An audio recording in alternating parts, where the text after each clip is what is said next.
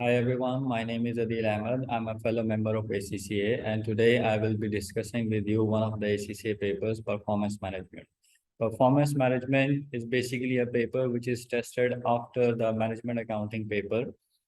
And in case you got some exemptions based on your previous qualification, so it means that you must have covered the relevant paper in your previous qualification. Whatever topics are being discussed in management accounting, all of them will not repeat in performance management exactly, but yes, we will be discussing some of the topics from management accounting at an advanced level. The next paper, which is like specifically linked with performance management paper, is advanced performance management, which is one of the optional papers. And also it has some parts which are connected with strategic business leader paper as well, SBL. So today, what we will discuss about performance management paper, it's like an introduction to the paper. So in today's introduction, I will be telling you about the syllabus areas, what key syllabus areas we have in our syllabus. And also we will discuss about the exam structure, how many sections we have in the exam, how many marks we have, and which syllabus areas could be particularly connected with each of the syllabus areas. So initially what we will do is I will give you a brief summarized syllabus guide, and then we will refer to ACCA's website, what ACCA has already provided us as a detailed guideline. So what we will do in each section, for example, when we will be discussing a specialist costing technique section, advanced costing techniques, in that one, we will use the detailed ACCA's provided study guide as a checklist. So when we are preparing for the exam, we have to make sure that each aspect of the study guide is being covered by us. So that I will share the link as well. You can even download it from the ACCA's website as well. Then what else we will do? I will also take you to the ACCA's exam as well, the computer-based exam. I will initially give you a brief outline of how many marks and how many sections, what type of questions we have in the exam, and later on I will also show you on ACCA website we have the CV specimen exam. So this is also a new thing for those people who haven't been aware before, that all the ACCA papers have been now computer based, and PM was obviously done already. And the new thing for someone who is maybe coming from another qualification is that you're going to do all your exam on computers. Okay, so there is three types of sections we have. In the first half, we will be discussing simple MCQs, which are called objective type test questions. Each question is 2 marks. There is 15 questions in that section. Then in section B, we have case studies, objective test case questions, where there is a slightly bigger scenario. Each scenario has 5 MCQs attached with it. So effectively, section B of the exam is also, you can say, the MCQ based exam. And in the section C, we have 2 CRQs. What is CRQ? A constructed response question. What is constructed response question? It will be a more detailed scenario, and each scenario will have like a Word file and an Excel file, spreadsheet, I would say, because there is limited functions that will be available for you guys in the exam. So what you guys have to do, on the left side of your screen, once I will show you as well, you will have a question, and on the right hand side, you will be given either a Word sheet or an Excel sheet. On those sheets, you have to type your answer. This section C of your exam is going to be marked manually, right?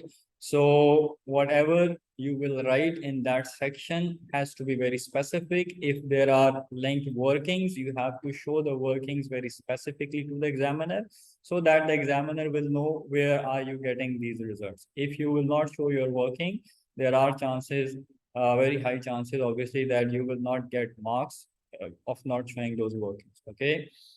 So let's talk about the syllabus as well a little bit.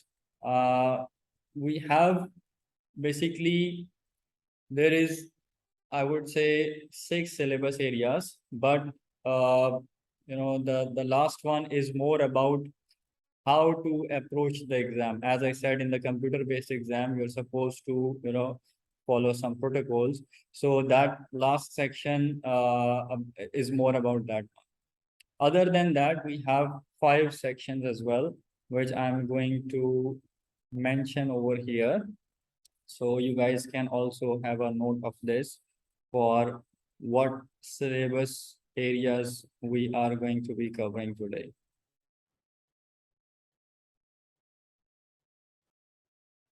So as part of our syllabus, we have one of the first topics is about information system and information technology. This section is specifically incorporated because you guys are doing the computer-based exam as well. Plus, we have to understand the importance of information system and technology. In today's world, there is newly included topics include big data analytics. Big data is also part of it, which is helping a lot of businesses to get more awareness about the customers' trends and requirements. So this is something that we will be discussing as well.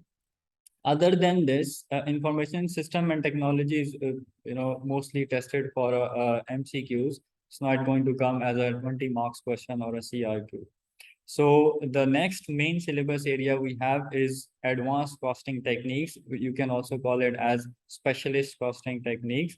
So this section, again, if we look at the history of the ACCA exam, it's normally tested as section A of the exam or section B of the exam.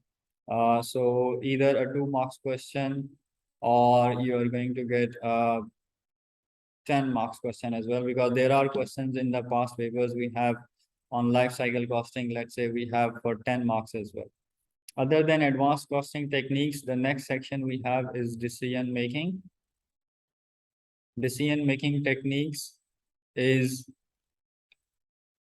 it could be tested in the MCQs as well, and it could also be tested in the what you call a CRQ as well. There are some questions which have been tested, like for example, linear programming has been there in the past papers, CVP analysis has been there in the past papers. Other than decision making, we have budgeting and control. In this chapter, we will be discussing more about the budgeting techniques and the variance analysis. This section is once again very important for a 20 marks question, CRQ constructed response question. And then we have performance measurement, which is, I would once again say, a very, very important topic from the section C of the exam, which is called CRQ, constructed response questions. So the CRQs are high likely to be tested, the 20 marks questions from within these 3 areas, and you will find mostly in the exams as well. And then the 2 marks and the 10 marks, which we have in section A of our exam and section B of our exam, those could be tested from any part of the syllabus, but high likely you are going to get the 10 marks objective type case questions on this one. And in section A, this topic is highly likely to be tested in section A of your exam, which is going to be a 2 marks MCQ based question. So as I just discussed with you guys earlier, I will be showing to you the detailed syllabus and study guide as well, which is being provided by the ACCA, and it is available on the ACCA's website. You guys can download, and I would highly recommend you guys to keep this one with you. When you are covering a topic, you should make sure that all the areas which are supposed to be covered in that particular topic are being covered by you for the exam. So I'll quickly take you to the area where you have to use as a checklist. So when, for example, you are covering section A of your syllabus area, information system and technology, you have to address these 3 issues. And further, we have actually, this is, I would say, a more summarized areas are given. The topic name is given in each section. There is one more where we have, yes, this one, detailed study guide. This is something that I would highly recommend all the students to make sure that they follow this detailed study guide. And let's say when you are doing activity-based costing topic.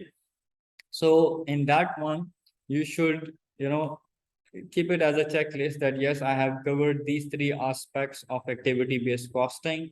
Understanding, I'm not going to touch the topic technically right now because we haven't yet covered it. So the point is that you guys just make sure that each topic is covered from the given areas. Okay, so this will help you to make sure that you are well prepared for the exam and you haven't left any aspect related to activity-based costing or target costing.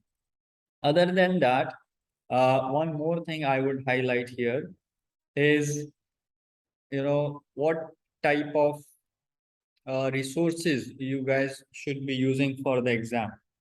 So obviously the well-known resources we all have is a study text and an exam kit.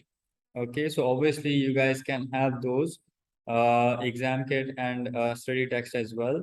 On top of that, I normally suggest this to the students to always read the technical articles.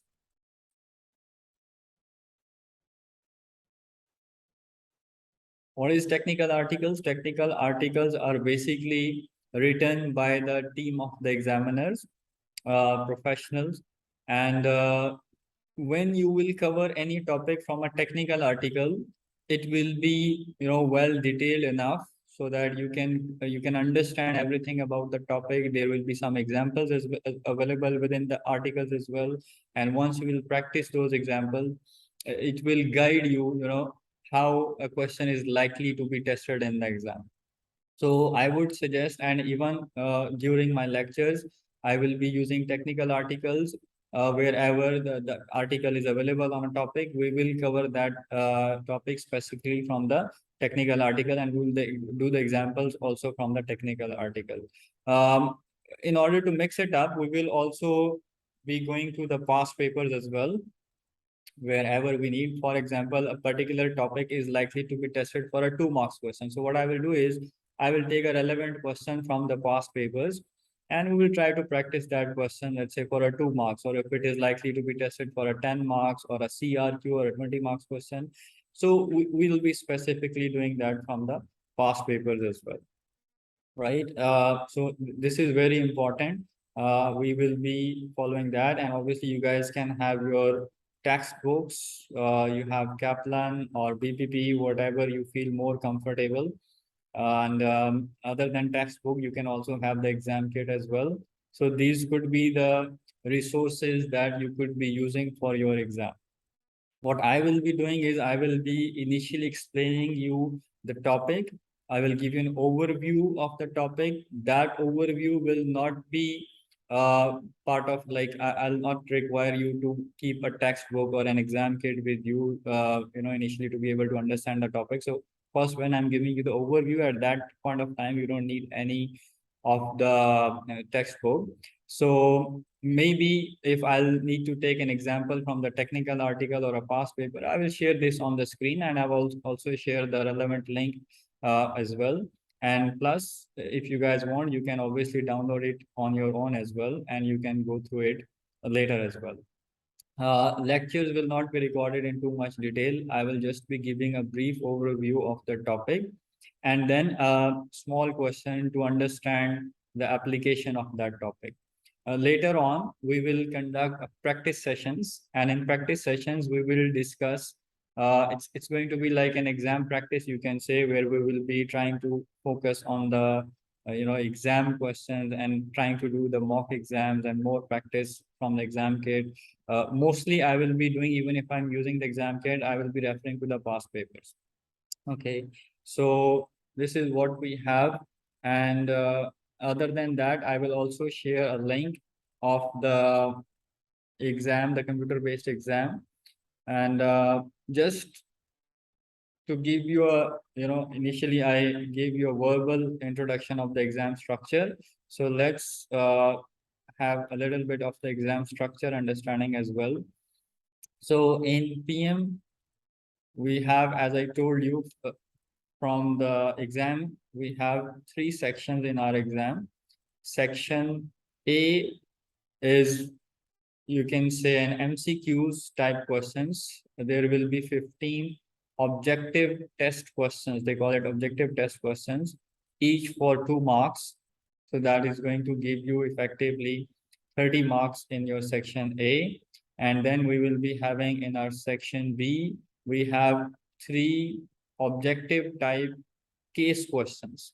Case question is a little bit more detailed, a little bit more detailed scenario. Each scenario will present you 5 different requirements, and each objective test question is for 10 marks, and within that objective test question, since we have 5 questions, so each of these 5 questions will be for 2 marks. So again, you're going to get you can say 30 marks in section B, and finally you will move on to section C. In section C, we have 2 constructed response questions. As I told you earlier, constructed response questions are 20 marks questions.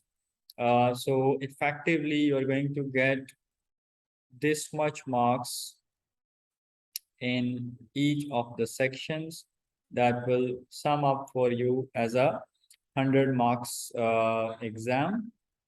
And obviously, you need to score 50 marks to pass the exam.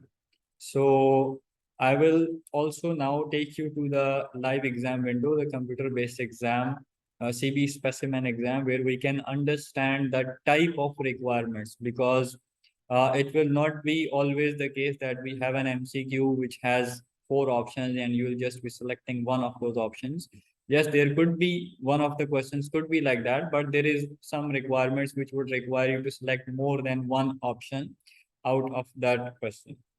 And the challenge that you guys will face if you have to select more than one options to get the correct answer, you have to make sure that all of the selected options are correct. If, for example, the question requires you to select 2 out of 4, one of them you selected correctly and the second one was wrong, you will not be awarded any marks. It will be 0 marks for you. So you have to make sure that you pick all the right options for that question to be able to score exact 2 marks. Okay, so in section A and B, either you get a 0 or a 2 marks. And in section C of our exam, it's a CRQ, it is manually marked. I mentioned earlier, you have to present all your workings. Okay, whatever workings you have to either show it within the cell or show it separately and then present your answer within that cell. So that depends on you. Now, what we will do now, we will go to the live exam window, and in the live exam window, we are going to understand how to attempt. Okay, so let's go to the ACCA website where we have specimen exam, the sample papers for the performance management exam. I will be sharing this link with you guys, and you can simply search this on Google as PMCB specimen exam. You will find this link. In this one, we have basically 3 links given here. One of them is a full specimen exam. This is a 100 marks full-fledged paper for you guys to understand how it will appear in the exam. And then there is some extra constructed response questions. So for the section C of our exam, the 20 marks question, we have practice questions, you can say, which are already available.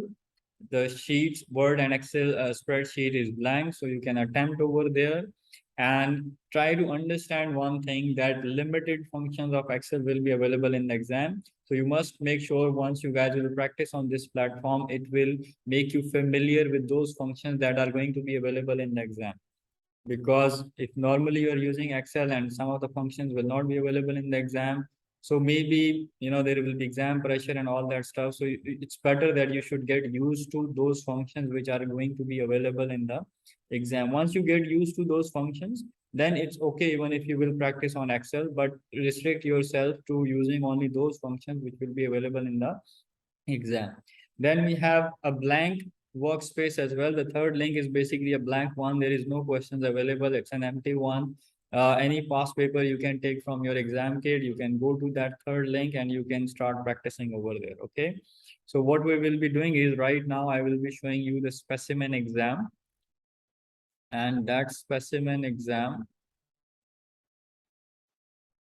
this is a live exam window. When you guys will be going for your exam, you will be facing similar window in your exam.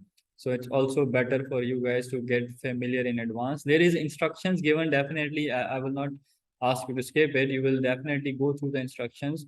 But during my lectures, I will be highlighting these instructions. But I would still recommend all of you to go through these instructions as well, so you're familiar with what you're supposed to do in the exam, right? So this is where it tells us actually about the exam structure. As I already explained, we have three sections. Section A, we have 15 objective type questions, each 2 marks. Then we have section B, 3 OT questions, OT cases. Then section C, we have 2 CRQs, each worth 2 marks. Okay, all questions are compulsory, and you have to make sure that you finish your exam in the allotted 3 hours duration. You're ready, click yes. Okay, so this will now take you to section A. Now, this is what we have in the exam. You can see it's an MCQ from section A. Some of the features that are available on the screen, I'll show you. On-screen calculator is available, but it may not be, you'll not, maybe you'll not find it very easy to use. So you can take your own calculators as well, and you can use those calculators, because for section A and B, you will not be given any spreadsheet. You cannot do the calculations on spreadsheet. So you need a calculator to solve section A and B. And we have Scratchpad available. It's like, you can do your workings over there. But once again, if you're not feeling feasible with that one, you can take a plain paper from the invigilators and you can do your workings over there. One thing that you must do for section A and B is that when you're doing your workings, try to be smart. Okay, don't try to follow step by step.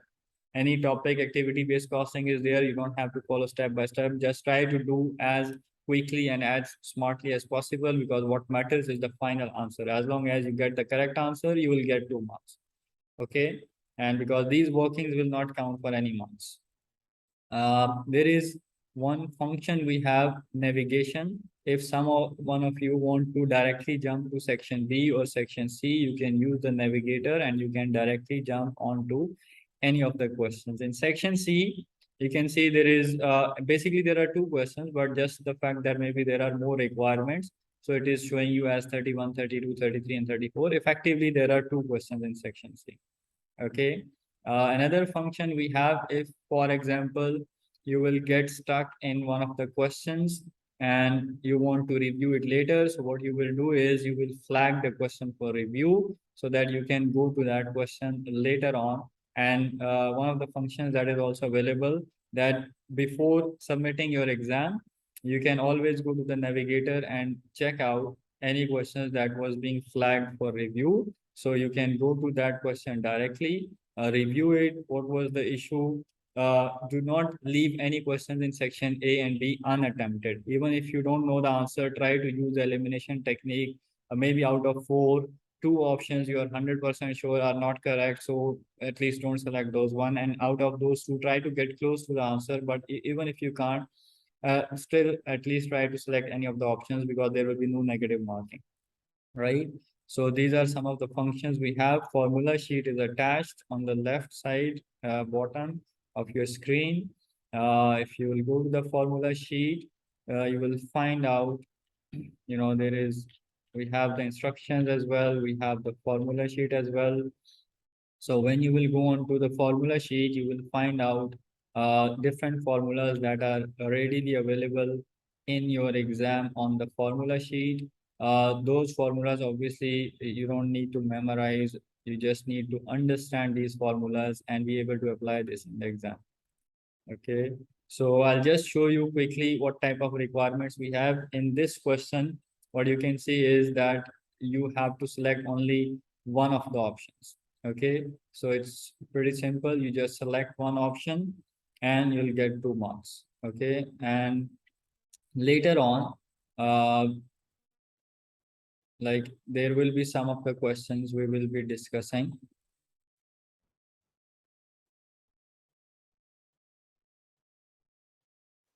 Okay, this one is a specific requirement. There is no options given. You have to enter your answer up to 2 decimal places. Again, a little bit tricky, I would say, in terms of the fact that you need to enter your answer up to 2 decimal places.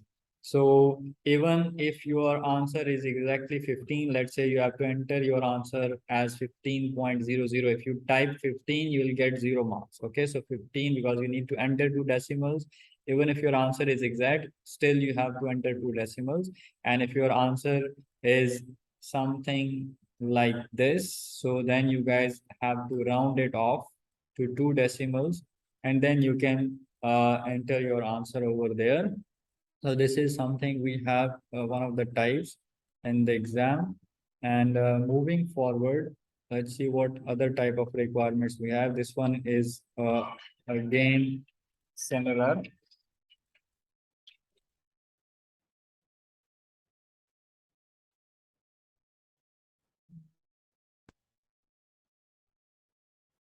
Okay.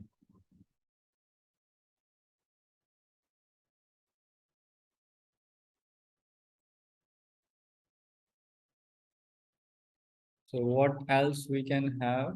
Let's move forward. This one is again, okay, this one you need to enter the answer to the nearest whole unit. So it means it has to be either 15 units or 16 units. You can't enter your answer in decimals. So this is something that you have to take care of. For this, okay, here you have to select 2 of the following statements. So out of 4, at least, you should select 2. If one is right, one is wrong, 0 marks. If both are correct, you get your 2 marks and then you move on. Here we have a drop menu. From the drop menu, you can select whatever option, only one obviously you can select in this case. And then you move forward. This is a drag and drop menu where different budgeting techniques are given. So whatever statement you feel is relevant to the budgeting technique, you can place just in front of that. And all of them you have to get it right to be able to get 2 marks. Okay, so it's a bit challenging, but the good thing is that such question will be, the difficulty level will not be very challenging. So it will be good in that way that you can see, you can answer that question a little bit easily, I would say. Then we have a decision tree question here, where you will be selecting whether, obviously we're not discussing the technical aspect of this question. So like here it's about decision making, where you have to give one decision whether you will be suggesting, the shutdown, or you will be suggesting a major upgrade or a minor upgrade. Depending on that, you have to select your option without discussing the technical aspect. This is again a drag and drop menu we have over here. Again, a similar requirement. So this is what we have, maximum type of requirements in the section A. Moving forward, if I will talk about section B now. In section B, as I explained to you earlier, we have objective type case. What is objective type case? As you can see on your screen, left side, there is one scenario, which is also from one of the past papers. And on the right side, you have a requirement. This first requirement is worth 2 marks. So you'll get 5 such requirements in your exam. Some of them will be MCQ, some of them are blank. You need answer 2 decimals. Some of them you need to select 3, let's say here. And so each scenario here you can see is covering 5 requirements. When I move forward, it gives me another scenario. This is also an objective test case. It will have, scenario on the left side, and then again 5 requirements we have on your right. Okay, system will not allow you to move forward unless you don't review the whole screen. So this is also something that you need to know. And moving on and on, I would now, because I've shown you the way it will appear, you guys can go through the section B as well. Similar requirements you will find out.